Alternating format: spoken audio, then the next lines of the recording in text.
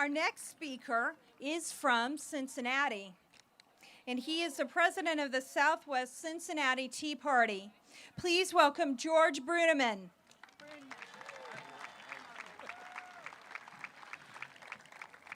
Why is it now when you hear the word Cincinnati, I hear boos coming out of people? I am following up Justin Binnick-Tomics, which is normally a risky move. I mean, out of 350 million citizens, he's the one guy the IRS wants to know why you're talking to him. But what's the worst they can do? They can audit me. Too late. They already did that. In fact, when they made the phone call back in January of last year, the IRS agent that made the call said, "You are being audited because of your association with the Cincinnati Tea Party."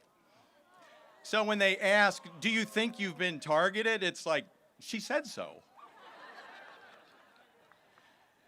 So if your name is on a list that somehow the IRS has that says Tea Party Brunemann or Tea Party Smith, your odds of getting audited are about 1 out of 4.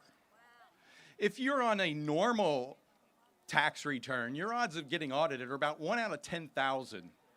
There's a slight difference if you're associated with a Tea Party.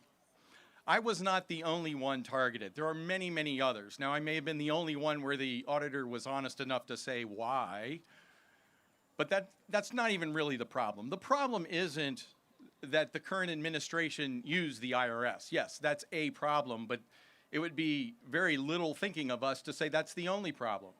In fact, the only problem isn't that there's an IRS. I agree, abolish it. Let's go to a fair tax. But that's not the only problem. The problem is our government has become so big now that its first concern is serving itself, serving the government, not serving the people.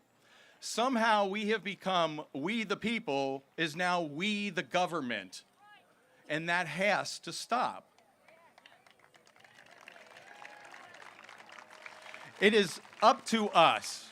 Thank you so much for taking the first step, for being here and staying here, but I got bad news. This isn't enough. You need to go home and you need to take action. Thanks.